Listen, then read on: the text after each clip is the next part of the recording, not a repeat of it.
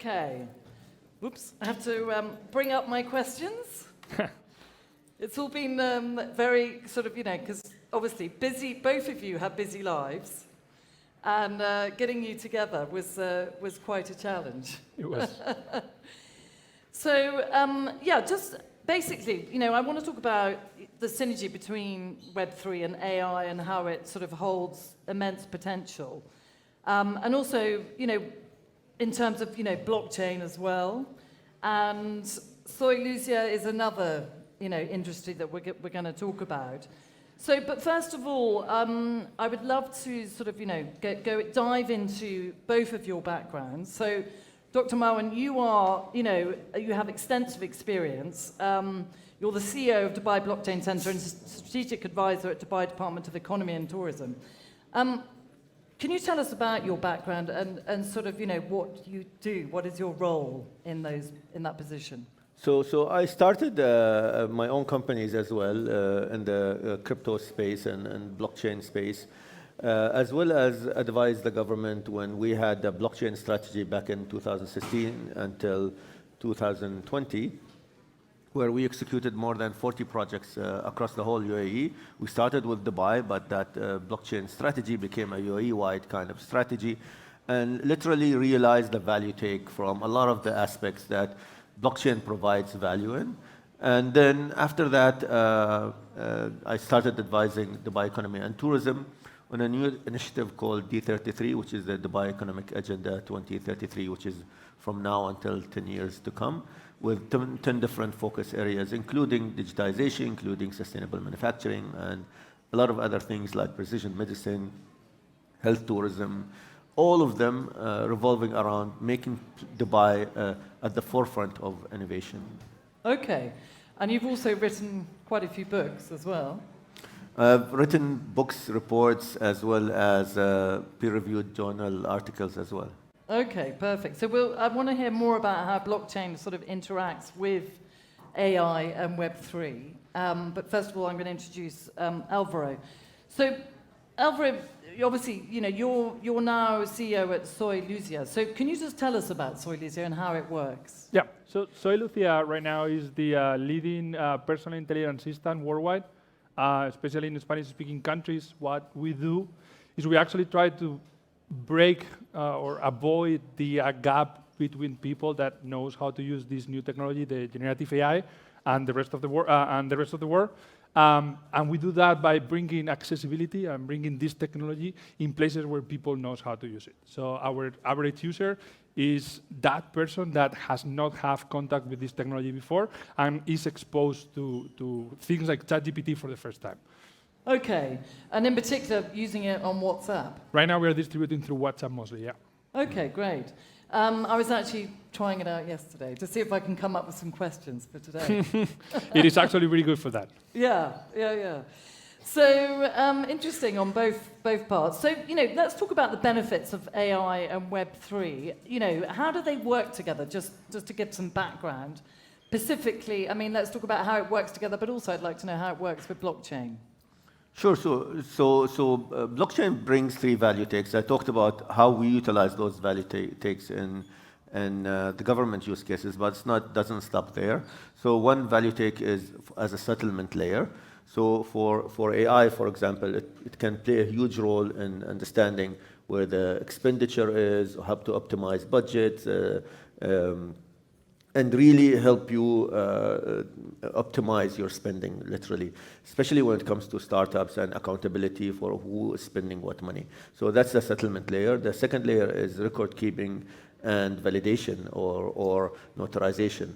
And it's a huge use case for the government, but it also applies in the private sector, issuing certificates for something, and really making sure that the source of the information comes from a legitimate source. So in the case of AI, this could be as well to making sure that the answer you got from an AI is actually signed properly.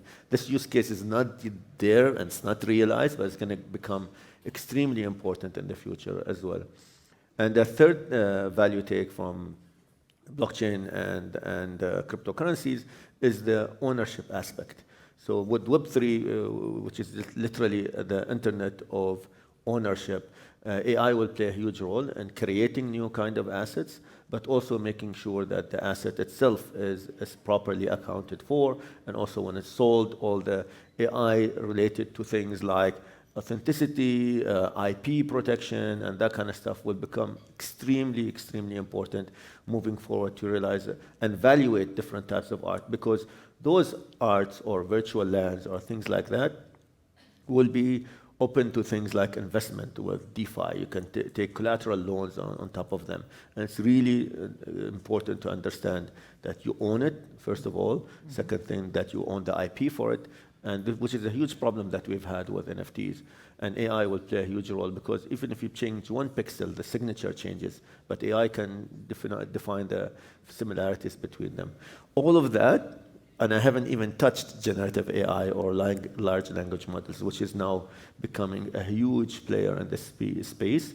And in that case, in large language models, the AI can bring in a lot of the investments into companies that are doing that. A lot of companies that are doing generative AI want to raise funding because it is really expensive. The compute is expensive, the hardware is expensive, the engines that are actually digesting or creating the corpse or the knowledge base for the AI to consume are extremely expensive as well. And one of the sources of capital, and it continues to be a really good source of capital, is Web3 and the crypto ecosystem in general. Okay, so specifically in cases with decentralization of these systems, it's showing sort of transparency, basically. 100% transparency, and also access to finance, access to liquidity. Okay, and Alvaro, we talked about AI, and you right now Soiluse is not using Web3; it's only an AI-based tool. Correct, but I would add to that one. If you think a little bit about AI and generative models, there are three things. There is the model, there is the training of the model, the fine-tuning of the model, and the usage of the model. Web3 and this whole blockchain idea, what is going to be very, very, very useful in that situation is actually because for the training data set, there is a lot of discussion on copyright and knowing where that data is coming from, who can access that one and who cannot access that one, and even monetizing that. If I own my own data, I can put it there and I can say, hey, I'm going to train the model with, I'm going to allow models to be trained on my data, but I'm going to be paid for that. Or I am allowed to say, I'm going to be letting people train in my data, but only if it is this type of corporation and not that type of corporation. That flexibility and how that is going to impact the growth of large language model is going to be extremely important.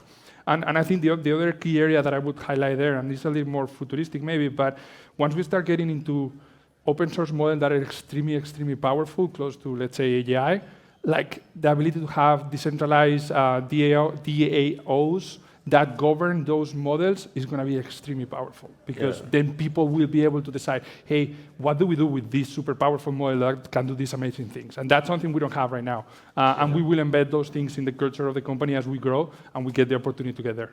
Yeah, because right now DAOs are a mess. The governance models are a mess. And I think AI, also accountability is a huge problem right now with DAOs, because everybody is using pseudonyms and anonymous profiles in DAOs.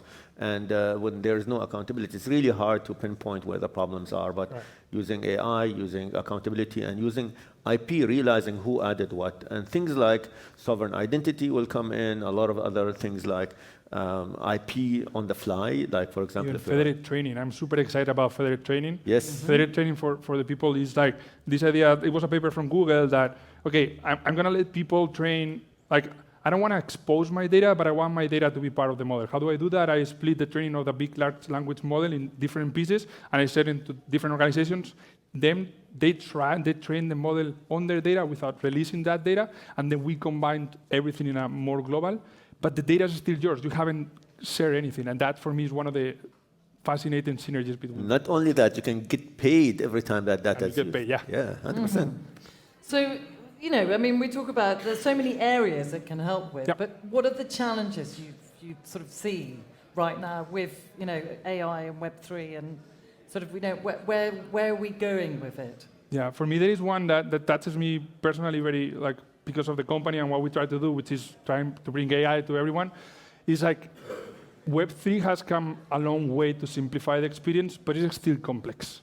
And one of the things that I'm afraid with AI, which is like there will be people that knows how to use it and people that won't know how to use it, could be even more like serious if we get into the picture also with Web3, because now we are adding another layer of complexity that if people don't know how to use Web3, there will be people that are able to monetize their data, but there are going to be people that are actually not able to monetize their data because they don't know how to get it into Web3. So that digital gap is one of my main concerns. The second one would be like if we force large language model and all the generative AI to be trained only on Web3 type of data, there needs to be enough data there. And that's going to be a challenge because the adoption of Web3 is big, but is not where we need in terms of data amount. So those are, for me, kind of the two challenges of bringing these two worlds together. Yeah, and it's like catch 22, whatever they call it, where you have really a requirement, which is mass adoption. But to have mass adoption, the applications have to be easy. And like you mentioned, the gap in the knowledge is becoming bigger and bigger. We have multiple layers. First, understanding Web3 and blockchain technology. And then on top of that, we had also the metaverse, which is by itself a theory or a hypothesis that not a lot of people understand it. And then you add on top of that AI, and all of them came in great succession. So if somebody wanted to understand the holistic picture, it's super hard. There's a handful of people around the world that are experts in all three. And it's extremely going to become more compounding kind of complexity because we're going to have more and more layers coming up in the future as well. So good luck. Do you understand it? I understand AI enough to actually do something about it and create projects. A lot of people know and understand how to use it, but they don't know the underlying opportunity with it. Right. The opportunity is what you should focus on. It's not how to use the AI tool, but rather how can it help you and how can it help your employees or your company to actually push forward? And that's a lot of deep dive and deep tech kind of things that you need to understand. Okay, so we're getting there. We're getting there slowly. So let's talk about how it helps with frontiers, for example. I mean, Alvaro, Soy Lucia is already in 40 countries. Yeah, more than 40 countries right now. Yeah. So, can you give examples of how it's helping humanity and what causes, for example? Yeah, we're getting crazy feedback from people. Like one of my favorite one was this teacher in Meta in Colombia that brought us saying, I've been trying to teach ChatGPT in the school for a while to my students. I couldn't because data plans here are extremely expensive. Thanks to put it in WhatsApp because WhatsApp is included in my data plan. I can teach it. Please keep doing these things. We also have people that with hearing disabilities that, because one of the things that Lucia allows you is to transcribe audios. We have people with hearing disabilities that are telling us for the first time and actually able to understand what people say in group chats when they send audios. People that are, and this for me was fascinating, that wasn't the original idea when we launched Lucia, but people that uses Lucia and connects with Lucia just because they need to chat with someone, because they are missing that human connection and they are in the bus, they are bored, they are sad, and they send a WhatsApp to Lucia and they start chatting about their life. And that human connection that we are providing people, I think is extremely, extremely powerful. And if I think a little bit of where we're going, I see that future in which everyone has their own assistant, companion, in which you can chat about things and it's going to be available for you everywhere, anytime to discuss anything you need. Amazing. So human connectivity through Soy Lucia. Yeah. I didn't know that. So yeah. Wow. that wasn't something that we didn't know at the beginning. It's something that we are discovering and that people actually want that connection. And for us, we're investing a lot on giving Lucia that personality and making that personality work the best for you. It's a key area for us right now. Okay. So in sort of Latin countries, for example? We are speaking mostly in Spanish-speaking countries, yeah. Okay. Will you grow into in English-speaking or? Yes, it's a more crowded market, a little bit more difficult, but we will grow everywhere. Okay, wonderful. And Dr. Melwin, what initiatives or policies has Dubai implemented to foster development and adoption of Web3, for example? So, artificial intelligence and blockchain. How do they support businesses and startups? So, like I mentioned earlier, we have an initiative called D33, and that's across 10 different sectors, including digital economies, and this is a huge focus for Dubai. We have also, a couple of days ago, launched the Dubai Center for Artificial Intelligence, which is in the same area as Dubai Blockchain Center. Having those kind of collision spaces is extremely important to maximize the use of AI and blockchain, using them together is a no-brainer in this case. But also the metaverse strategy was launched very recently as well, and that's taking off in a huge way in the UAE with partners, as well as a guideline, a metaverse lab, and this is all happening again in the same physical space in Dubai.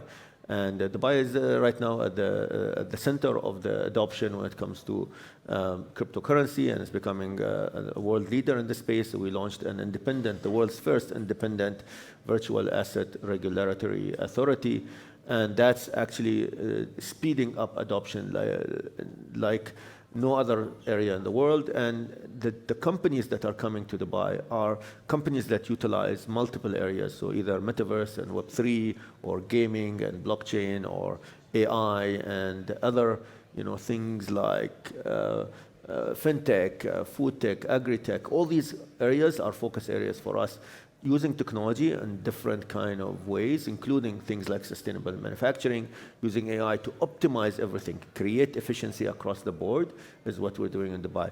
You talked about the different ways where AI can augment people, for example, with hearing disabilities. I call AI the sixth sense.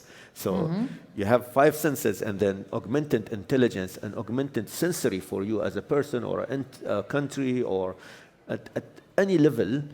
It brings a huge value. It's almost like having a sixth sense. And this is, I think, where the value of AI like that. Yeah.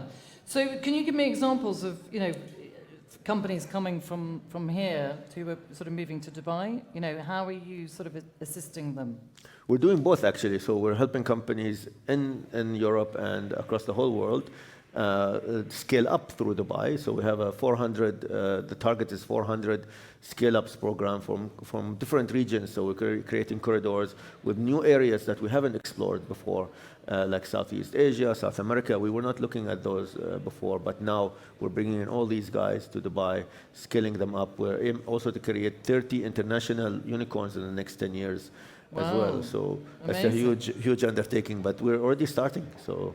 Okay, yeah, because Dubai is the center for smart cities, really, isn't it? Yes, 100%. So Dubai Smart Government, or the Smart Dubai, was actually changed to Digital Dubai.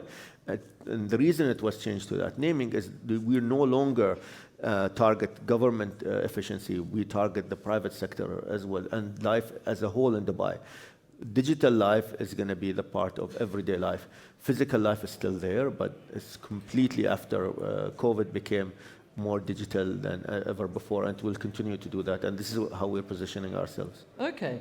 And just, give me some examples of success stories that have happened so far. Everything, every touch point in Dubai has transformed dramatically. Everything from buying something in the supermarket, getting prescription medicines from a pharmacy, you can do at your home.